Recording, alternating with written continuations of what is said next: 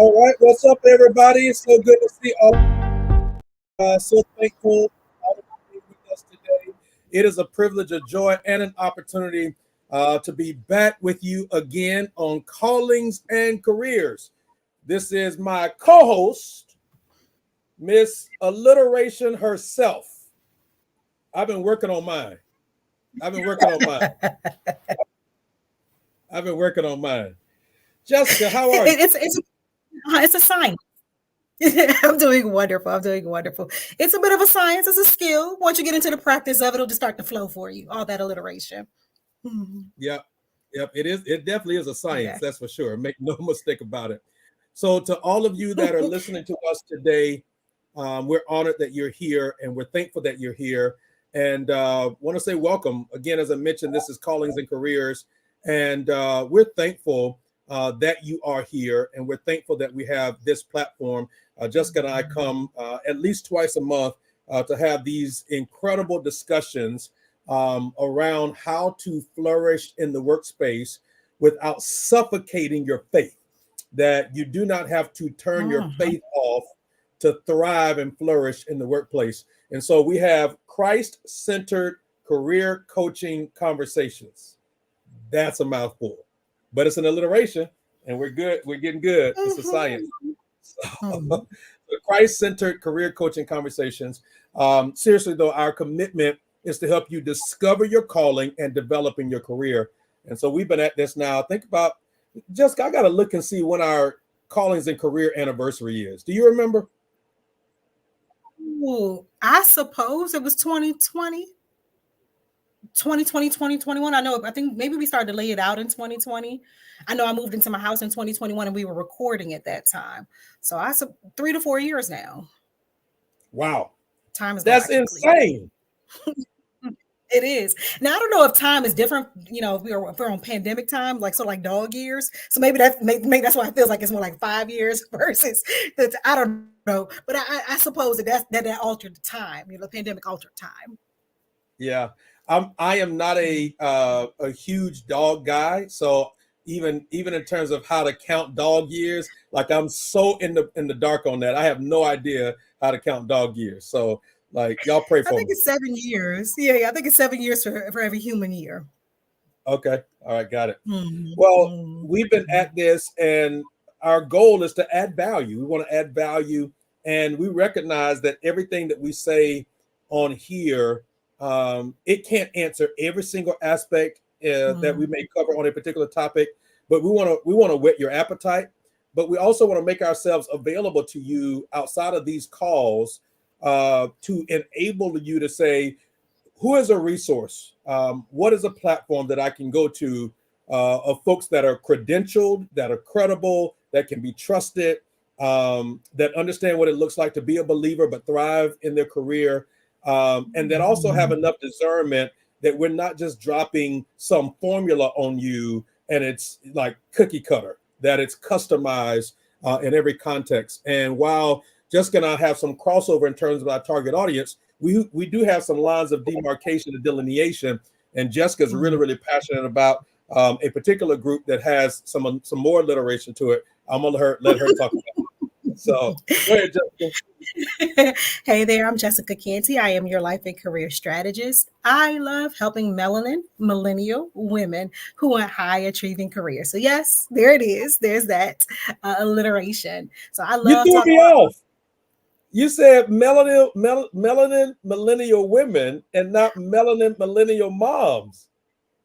I think I should help a little bit with people who may not be biological moms, who may be moms in love, but definitely women in general. I really enjoy helping them. But my crew is those melanin millennial moms because guess what? I am one. I got it. I got it. I Mhm. got it. So you like helping women who win. Oh, ooh. Come on, I'm about to write that down. Let me write that down. Women who win. Absolutely. Come Absolutely. on. Absolutely. Uh-huh. Uh-huh. I love it. It should be on a t-shirt somewhere. Yeah, I love it. Uh-huh. I think my wife actually has a T-shirt. Uh, I can't remember exactly what it says, but it's something about women who win or something like that. I can't remember. Okay. Yeah, and so you can find Jessica there. Her website is right there. JessicaCanty.com. All of her social media is there, and ways to connect with her. Jessica's also a therapist and a career coach and all those other kinds of things. So you can connect with her there. You can check with me at ChristopherJHarris.com, and all of my social media is there. Ways to connect with me are there as well. Please make sure that you send it from a credible email. Otherwise, my strong cybersecurity platform will think that you are a bot or some spam, and I won't get the message. So if you don't talk in complete sentences, if you don't have a name on your email address, if you don't put your signature in the signature line, all those kinds of things, then I may not get the message. So nonetheless, we are here, and we're thankful for Callers to Career. So Jessica, tell everybody what we're talking about today. This is going to be so much fun. I'm excited. Absolutely. We're really we're going to talk about a specific type of tool, but overarching, we're trying to make sure you all feel confident in your capabilities, knowing your unique gifts and skills. And so we're going to talk about personality assessments today. Now, it's very important to recognize when we talk about personality assessments, we're not talking about, I'm probably going to date myself here, but back when I was a teenager, 17 magazine used to have these quizzes, and you could circle in the back of the magazine from and find out which princess you are. So we're not talking about that type of assessment. We're saying how to prepare yourself to find the best career, to how to make sure that you're prepared for some things that may be a little bit of an area of growth for you, and what's your zone of genius. So today we're going to dive deep into personality assessments. I love that. Your area of genius. Your area of genius. Mm-hmm.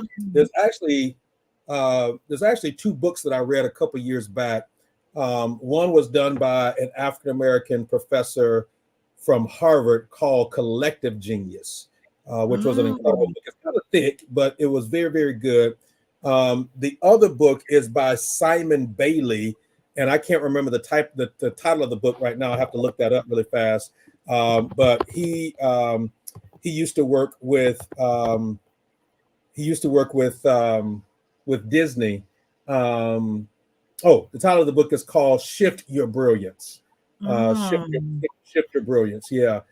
Shift and Release Your Brilliance are the title of the book. So very, very good books. I read both of those, and would encourage anybody, if you have some time, to check out that. He actually has a series of books around that idea of brilliance. So Shift Your Brilliance, Release Your Brilliance, and Releasing Your Leadership Brilliance is a few of the books that he has. So I would encourage you all to check those out and kind of go from there. So we're talking about personality assessments, and I think before we jump into some of the actual ones that we could recommend and the ones that are out there, I think it may be important to actually talk about, like, what's the benefit? What are some benefits of even engaging in personality assessments? And then there's a lot of people that even ask the question, like, there's so many different ones out there. How do you know the right one? Or how do you know the right one to engage in or believe in, and and that kind of thing. And I think it's probably important maybe to jump into the second question first, and that is that each personality assessment covers something different. So it really depends upon what you're trying to learn about yourself or learn about your team, and that kind of thing. So what would you say to that, Jessica? Well, one, you want to think about, when it comes to personality assessments, I like to think about the ABCs of personality assessments. And you want to find out, for any personality assessment that you're going to do, is what is my approach? How am I approaching the work? How am I approaching challenges? How am I approaching my team? So you want to find out, what is my approach? B for ABCs is, what are my biases and blind spots? What is additional support around? I'm going to have to pay attention when these types of situations come up. And then C is, what is my communication style? So how am I conveying messages? How might people receive the messages that I'm trying to convey? So those are the ABCs. Now, in terms of making sure it's a reputable assessment, you want to think about who is creating the assessment. And how long has this assessment been on the market? Whether or not it's been updated as well. So sometimes people feel like you got to spend $200 on an assessment, or they may not trust a free assessment. But there are some really great free assessments, which we're going to talk about today. But it's more so, what is it based in? Is it based in science? or is it based on something you found on BuzzFeed? I'm not knocking BuzzFeed, but it's not necessarily a panel of psychiatrists, a panel of experts that have devised this particular type of assessment. So I would say, just like undergrad or grad, maybe even high school, when you had to write a paper, they said you had to have certain requirements for the research you would use. So if it's based on peer reviewed science, if it's done in the past 10 years, is there something that if it's had longevity for longer than 10 years, but it's updating with the culture, then these are all great tools to be able to assess whether or not this is a good assessment. That is very good. That's very good. Very good. I love what you said. Is this from BuzzFeed? Can you tell I've done a few BuzzFeed ones? Yeah. I mean, and those are the ones that are fun. I'm not saying don't do them. I'm saying have fun, but don't go on a job interview and say, no, I'm Cinderella. That's the type of Disney princess that I am. That's not going to help you at all. They're not going to be your prince and your knight in shining armor. They want to know what's your approach to things. What are some areas that we can support you in, those bias and blind spots, and how do you communicate? So all of these things will also help you to choose a job that's not going to drain you too. A lot of times people choose jobs that they weren't gifted or just wasn't built for their skill set, and it can take a blow to your self-esteem. So definitely use these assessments to feel more confident in your job search and on interviews. That's so good. That's so good. I think one of the other things. Go ahead. Oh, I'm sorry. I should mention it also can be really good leverage for salary conversations too. If you know your strong suit, like, okay, no, I know I'm a genius and I know I bring this to the team. And it gives you the language to be able to convey that to those who would give you the raise or the promotion. Yeah, that's good. So that's actually one of the things that I was going to say, that I think sometimes we're focused so much on ourselves that we forget that also one of the benefits of personality assessments is actually the benefit to the employer in the hiring process. So it's not just about us in that sense, although it is also the benefit to the employer, and maybe in an indirect way, or direct way to you. Is there alignment to the culture of the organization? How do you fit well or not fit well on the team that we're building and developing? And so I think that's really important as well. So all good stuff. So here's a couple quick, I think, benefits that I just want to list out really fast. And then as I list them really fast, Jessica, I'll just give you space to kind of maybe react to these. So number one,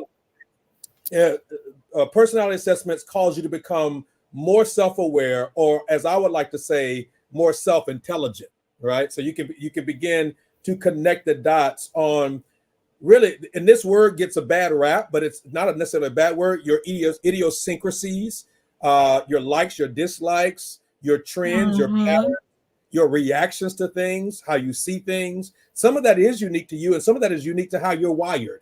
So it gives you a sober self-assessment and become more self-intelligent. Number two, it gives you a framework for how to improve as an individual. So when you're setting goals, you're talking about vision alignment.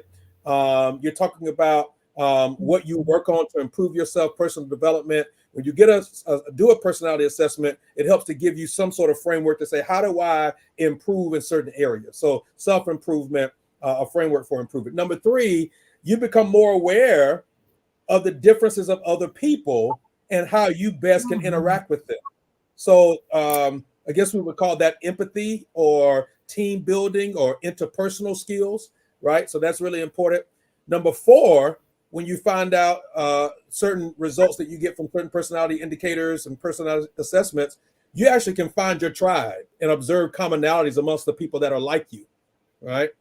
And that's really important because all of us need community. We need to be around or connected to people that also get us. And then finally, which I alluded to earlier, it lets the potential employer get a better understanding of who you are as a candidate or a teammate. So what are your thoughts on that? What did I miss? What's your reaction to that?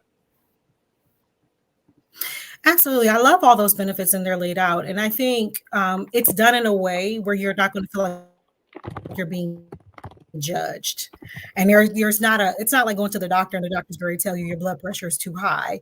Most of the assessments are going to be done in a way where you're going to say, okay, yeah, that does sound like me. Well, I didn't realize that was why there was a rub between me and that boss or me and that coworker. So I like personality assessments for that reason too. It's not pressured. It's not something that you feel like you're going to be less than. Almost all of the personality assessments are going to tell you something that you're really good in. And like to your point about it, creating a framework, it definitely gives you space to say, okay, well, yeah, that is a space that I am hesitant. That's a space I'm avoiding. And so it can kind of illuminate some of those things that you probably have heard over and over again, but put it into words so that you can have a framework to move forward with that information. That's good. That's so good. So let's go ahead. Let's jump into it then, Jessica. Let's talk about some of the personality indicators, personality assessments that are out there. What's the first one that we want to list? What's the first one we want to list? Well, quite often, one of my very favorite to go to is the Myers-Briggs. Again, because Myers-Briggs is based in several decades, and I think over hundreds of years, I think when it was originally written. And it really looked at multiple people's personalities. So it was a wide sample of a group of people. So that's another good thing about personality assessments. But I like this particular one because it asks you questions that you know about you. So you know how to, it's going to be situation-based questions that you say, yeah, this will be me, or no, that's not me. And so it's not something that you have to like go get a book and study for. It definitely tells you exactly how your approach is. And I'm telling you, like I think I did it probably a few years ago for the first time, more than a few years ago now that I think about it. Did it several years ago for the first time. And when I tell you it illuminated so many things for me. I thought some of the things that were weird or those idiosyncrasies, like you said about the word earlier, that I'm now at peace with. I'm so at peace with. So they give you 4 different letters to talk about how you perceive the world. So when I say about those ABCs, it tells you about your approach. It also tells you about how you may communicate to other people. And it can give some indicators about where your bias and blind spots would be. Yeah, that's so good. That's so good. That's so good. So Myers-Briggs, and I love that. By the way, Jessica, do you remember what your Myers-Briggs is? You know what? It's so funny because it kind of changes, but one that always sticks to me is the I, because I'm an introvert, major introvert. Like I've taken the test multiple times because I thought it was a fluke, but every time I take it, I get 1 point in extrovert. Yep. And all my other points are an introvert. And then the fact that I'm judging and thinking, like sometimes the second letter changes for me between, feeling and things of that nature. Like sometimes I think it just depends on the phase of life I'm in or what season I'm in at the time. But almost inevitably that I'm an introvert and I like to plan things out. Yeah. So here's what's interesting, Jessica. And the first time that I took Myers-Briggs was in 1998. First time I took Myers-Briggs was in 1998, and I remember it vividly because I was at a leadership retreat. What has remained consistent in my results since 1998, the first 3 times I took it, Jessica, I thought the test was wrong. And the reason why I thought the test was wrong was because of what everybody else had always been saying to me. And what's been consistent is my first letter, E or I, and I always score an I and not an E. So I started going through, like I literally, like at the time, through some other realities, I was going through therapy. And so I took that to my counselor. I was like, what's up with this? And it took me a few months to like get to the place where I accepted I'm not an extrovert. I'm actually an introvert. And it started just making so much sense to certain things in terms of like what motivates me and what gives me energy and how I'm, how I'm energized. I mean, all those kinds of dynamics. So even to that point, right? Like in ways that we think we are, sometimes those assessments can open up understanding that otherwise we might not have. Absolutely. Absolutely. And you know what? Now that I know we're both introverts, I always chuckle when I tell people I'm introvert because they're like, no way, like that. Because I think we have a misconception about what's an introvert and what's an extrovert, but now I know how to best care for myself when I interact with people. I know how to care for myself after I interact with people because, okay, I was like, I thought there was something strange about me that I like to sit in silence, that I'm okay with being by myself. That the pandemic, I was like, I'm good. I don't have to, like I would see y'all on virtual. I'm good. But that's because of how I gain my energy, how I process. And one of the things that you're going to see, if you just kind of lay all the results out from the different assessments that we're talking about, you're likely to see some commonalities between the assessments. And Yep. so, but Myers-Briggs is typically the one I would suggest right off the bat. Yeah. So that's a good one. And yeah, I'm with you on that, especially about the pandemic. By the way, that's how you spell Myers-Briggs right there. And let me just say there are a lot of free versions of Myers-Briggs out there. But there's also some paid ones. And I think there may be times where it may be important for you to make a small investment. I'm not saying hundreds of dollars. I'm saying there's some that you could pay out there to, $25, $35, $40. And it's just going to give you a deeper assessment or a deeper understanding of some of that. Now, you shouldn't take it all as just black and white and just lay it on top of yourself in terms of your life and then just start making adjustments. Sometimes you have to have other people to help you decode some of these things as well. And that's not just with Myers-Briggs, that's with all of the personality assessments that you might possibly take. All right, so we got Myers-Briggs. Here's the first one I'm going to throw out, Jessica. First one I'm going to throw out is your spiritual gifts test. Your spiritual gifts test. It's important, especially as a person of faith, to begin to think about what are the spiritual gifts that I actually am empowered with that are from God. Because every natural gift that you have may be distinct from the spiritual gifts that you are empowered to have. And so I think, I would encourage everybody at least every 3 to 4 years that you update and take a spiritual gifts test, a spiritual gifts inventory. I think that's really important. And one of the credible ones that are out there, there's a lot, but one of the ones that you can take online is actually spiritualgiftstest.com. Spiritualgiftstest.com is a great platform that you could take, and they'll email you your results pretty quickly. And you still, again, you may need somebody to help you process that and talk through that a little bit. I'm going to give you space to respond really fast to that one, Jessica, and then I actually want to do a little bit of a curveball with that. Okay.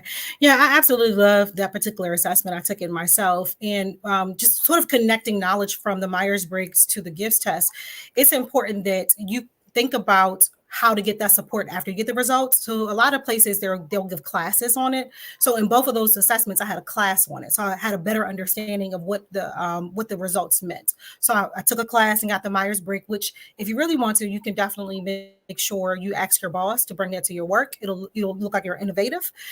With the gifts test, it really helped me to understand how much God loved me, that he uniquely created me with this type of gift. And when I tell you, it's interesting that when I took the course on my spiritual gifts, I wasn't in this space in my career. And the two gifts that were given to me, I was like, I don't think so. But then how God blew my mind. Now it's my profession. I'm like, wait, what? Okay. Like I get that now. So I think it's paramount to do that. Because sometimes you can see people at church and you're like, well, I'm not a believer like them. I'm not as good as them, or I'm a lower level believer. But when it's in reality, you just have to find the unique space for you to serve in. Yeah. So sometimes the results you get from your spiritual gifts test is actually a prophecy to you. Ooh. I wish somebody had told me that in that class. That's exactly what it was. Exactly what it was. Absolutely. That's exactly what it was. Because when they said it, I was like, I don't think so. Yeah. Yeah. And again, in this class, it wasn't a structured way of doing it. But then when I took the gifts test, it definitely aligned. Yeah. That's good. That's good. So, so when we think about the spiritual gifts, one of the things that I've grown to become, I don't want to say the word more excited about. That's not the right phrase. More eager to convey than just spiritual gifts is what's called the shape profile. And the shape profile, it takes into consideration your spiritual gifts, but it's more holistic. It's more full circle. Okay. So shape profile, it's actually an acronym. Let me put it on the screen here for everybody. Shape profile is actually an acronym. Hopefully I don't get these wrong. But S is for spiritual gifts. Your H is for your heart's passions. Your A is for your attitude. Mm. P is for your personality. And E is for your unique experiences. And the reason Oh, why I okay. think that's really important is because, like, a lot of people will focus on the spiritual gifts part of it, but ignore the other parts of their life that God also wants to redeem, Oh, right? absolutely. So yes, you can have your spiritual gifts, but what about the things that you're passionate about? What about your personality? What about your unique experiences? All of those things matter in terms of the totality of how God may use you. So, and if you're watching this, uh, we're on different platforms. I'm going to actually put a link in the comments of wherever the video is after we're done that has a link to a shape profile that you'll be able to take. So if you're watching this later, you'll be able to get that one. Mhm. All right, Jessica, Mhm. what's another one? So we've mentioned Myers-Briggs, we've mentioned the personality indicator, and we've mentioned, spiritual gifts and shape profile. What's another one? What I will say to wrap up that conversation is that those type of assessments help you to operate in grace and not in grind. Because I'm telling you, Ooh. like once I learned, like in the class, I was taught that I had the spiritual gift of training and service, of teaching and service, and I was like, I don't think so because I'm a social worker. And then when you know it, I became a trainer and a therapist, so it aligned with it. So I no longer am trying to be a salesperson. When I was in retail, I was miserable. It's just not me. I'm not going to do it. So I could operate in the grace of God versus the grind of let me try to learn how to sell somebody a credit card. It's not in my personality. I'm not going to do it. So definitely check those out so that you can stop feeling like you're always having to work so hard to get things done. So the next one I like to sort of builds on. If you go to the website, you'll see. Hold on, Jessica. Let me just give a quick shout out to a friend of mine, Shay Bynes. She actually has a book called Grace Over Grind. Go get the book, y'all. If you feel like you're in a grind season, go get the book. Shout out to Shay. I don't even know if she Mhm. might see this or not, but it's an awesome, awesome book. So, all right, go ahead, Jessica. Absolutely, absolutely. See, we love to not just tell it to you. We love to give you the resources to walk it out. So absolutely, add to your library. The next one is 16personalities.com. Now, I like this one because it takes Myers-Briggs a step forward. And this one, if you are thinking about your budget conscious, this is completely free. The only Mm, cost is going to be your energy and your time. It's something that can be done within about 20 minutes to be able to complete this assessment. But what I love about this one is it breaks down who you are across multiple connections. So who are you mm. as a boss? Who are you as an employee? Who are you as a parent? Who are you as a friend? Who are you as a romantic partner? And so I really love that. And so whereas Myers-Briggs had the 4 personalities, 16 is 16 personalities. And so it really, and even in this one, this is connected to career as well. It'll give you like a 10-page printout if I remember right. And it'll tell you all those different aspects, but it also tells you people who you may relate to. So you can think about a role model, meaning like, some celebrities or some thought leaders. They'll give you some suggestions around that and what career you may be well suited for based on your personality. That's good. And the Mhm, website for 16 personalities is actually the number 16 mhm, personalities.com. So don't type out the mhm, word 16, but the number 16 personalities.com. So that's really, really a good one. mhm, mhm. Hey, Jessica, did you know that I actually had a personality indicator on my website? Personality. I think we talked about that before. I think we talked about that before. Say more about it. Tell everybody about it. I know we mentioned that probably a few episodes back. So tell me a little bit Yeah. about it.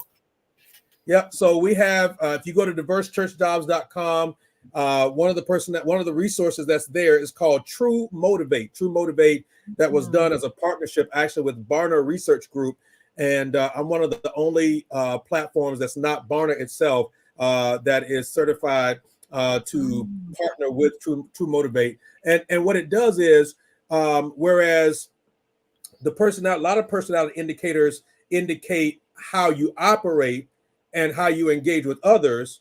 True Motivate reveals your true motivation for why you do what you do. So it Oh. comes from an entirely different angle to help you evaluate your motivations behind why you do what you do. So yeah, that's just wanted to mention that one as well. So if you are interested in checking that out, go to the website. It's turnkey. You can really just complete the information, do the assessment. The results will be emailed to you, and then you can actually schedule then a follow-up meeting for us to help decode and work through with you how to synchronize that into your life. So that's a good one there for you. All right. So we've got, let's see, what have we mentioned so far? So we've mentioned Myers-Briggs. Please run, don't walk. Get over there. Jessica says, "Run, don't walk." I love that. Here's another one. Absolutely, because that's going to give you some confronting truths. Yeah, for sure. Here's another one, Jessica, that this one actually blew me away. This was actually in a book that I read actually at the end of last year. Jessica, it was so good that I reread the book again this year. And it's called The 7 Primal Questions. The book is called The 7 Primal Questions. And it actually also has an assessment to go with those 7 primal questions. And so when you do the assessment, it will actually reveal to you what your core primal question is as you navigate life. So if you go to primalquestion.com, it actually will give you where you can take the assessment there and kind of go from there. I'm trying to see if I can find let's see if I can find the 7 primal questions really fast, just to kind of tell everybody what that is, because it was really powerful. I know one of them is actually, am I safe? That was one of them. Let me see. I should have had this up already. I apologize. I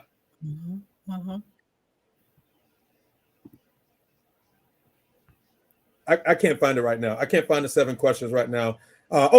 So here they are. Am I safe? Am I secure? Am I loved? Am I wanted? Am I successful? Am I good enough?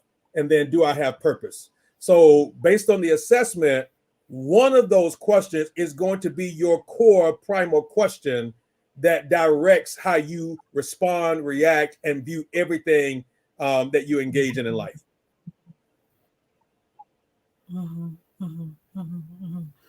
Absolutely. I think that's a wonderful book to read. And as a matter of fact, my pastor literally infused that into a sermon as well, because a lot of times when we're looking for those questions, when we're looking for the answers to those questions, we may be doing it in unhealthy ways.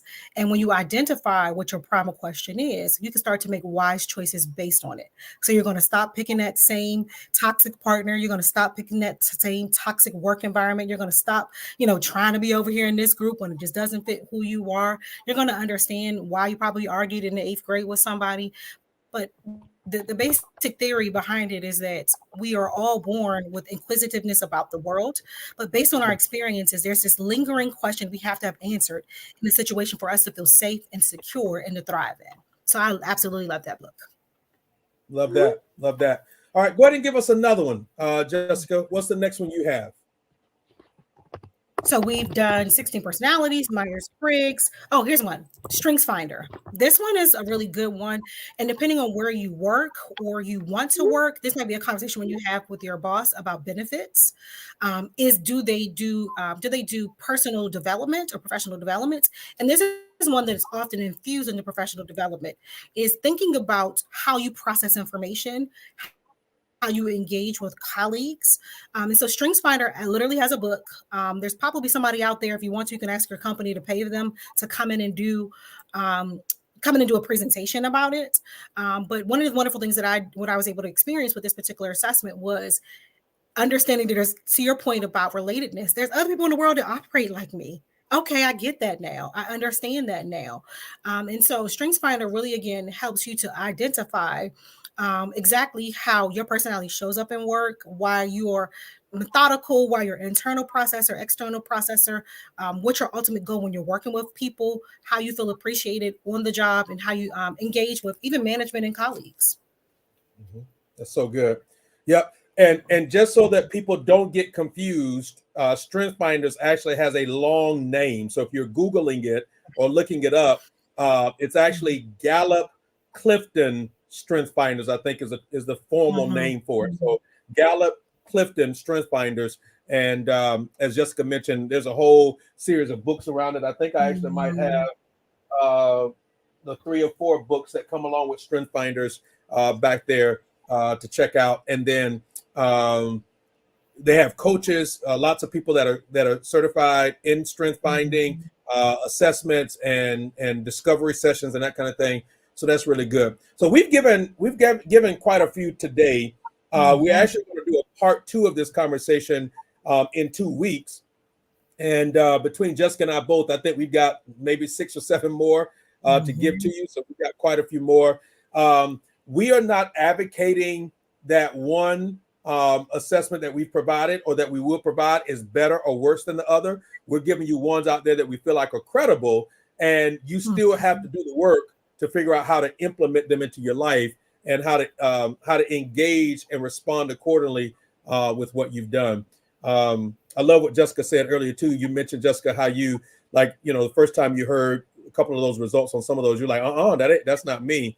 But you had to do some more. You had to do some more work. So really fast, like on the back end of our conversation, we're gonna do the rest of them in part 2.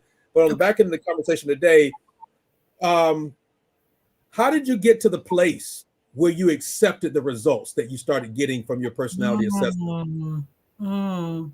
It's a good question. One, I decided that I answered the results were based on how I answered the questions. So they didn't make it up. They didn't just say, today, Jessica, this is who you're going to be. But it was largely based on how I answered the questions. So that's one, knowing that it definitely came from me. And then I was able to have conversations with people like, do you think this is who I am? Do you think that's how I respond? And I also noticed how people responded to me. So I sat in the seat of observation and said, well, maybe that's why people respond to me in that way. And I began to accept it. I also understood that just because this is who I am now doesn't mean I won't evolve into being able to have skill sets in my, my growth areas and expand that zone of genius. So that's how I accepted it. The answers came from me. They didn't just wake up and say, that's you. And ask for help and then look at how you respond to people in the world around you. Yeah. One of the things that I think is important to acknowledge even in this conversation today. So we unapologetically utilize this platform for individuals who are people of faith that want to thrive professionally, right? So one of the things that I think is important to evaluate with this, like these tests do not change who you are, they reveal who you are, right? But I think also it's important that these tests help to, they help to, or they put you in a place where they help you determine where you need to change. And I think a lot of times we don't acknowledge that as we grow, we're supposed to change. As we learn more about ourselves, we're supposed to change. And it's okay for us to acknowledge that change can be scary, can be frustrating, all the things that go along with that. But we have to, this is my thought, Jessica. I don't know if you agree with this or not. We could dialogue about this. But I'm of the opinion that you have to make a decision of whether or not you want to endure the pain of change or the pain of staying the same. Either one is hard. Choose your heart.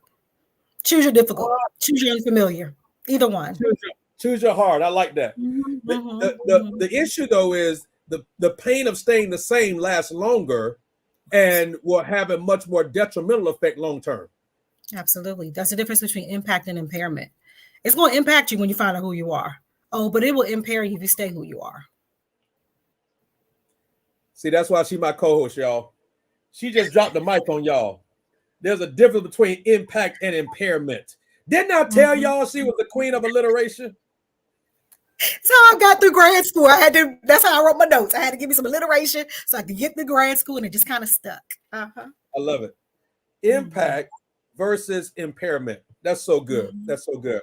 Well, so we've given y'all like 4 or 5 initial personality assessments, the rationale behind them, some of the thoughts behind them, what they do, what they're about.